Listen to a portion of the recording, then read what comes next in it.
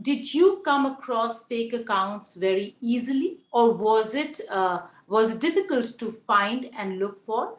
And if they were easy to find, was Facebook turning a blind eye to these fake accounts being used as propaganda machinery?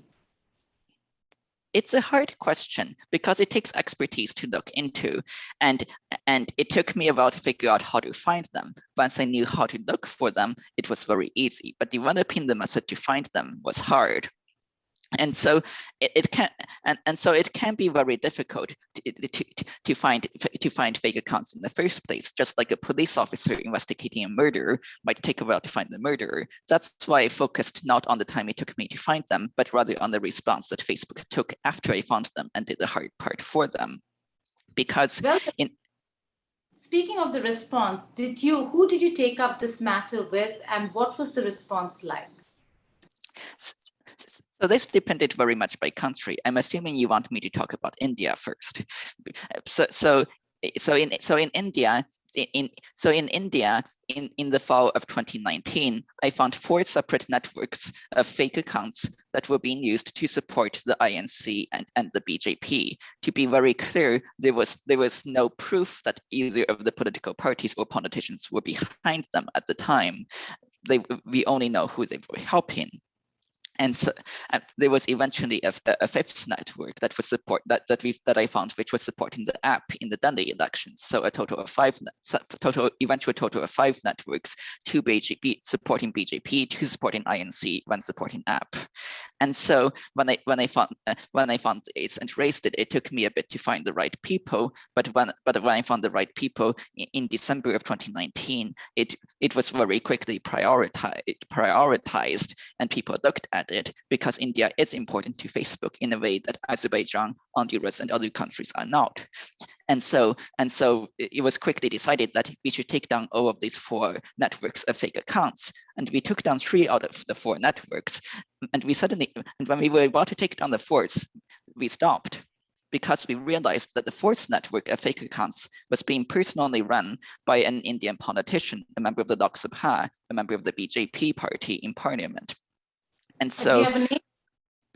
I know who it is, but I don't want to mention it on television, because as soon as I mention it, then there will be accusations I am a PRC spy, I am out to destroy the sanctity of the BJP, etc. I have told many reporters privately who the person is, but ultimately I don't see this as a matter of the specific politician. I see this because I don't doubt that many other politicians in India are engaging in this sort of activity or benefiting from it.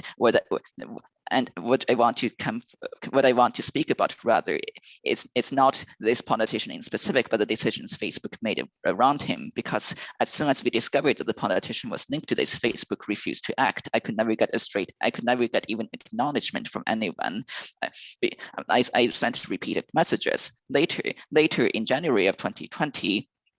I found the network of fake accounts supporting the app in the Delhi elections, and this was, of course, very concerning because Delhi has something like 30 million people, and the elections were in February, and so I convinced them to act on the pro app network in Delhi, and while I was convincing them, I also asked them, while we are acting against this network of pro app fake accounts, do we want to also make a decision on these fake accounts being run by the BJP politician?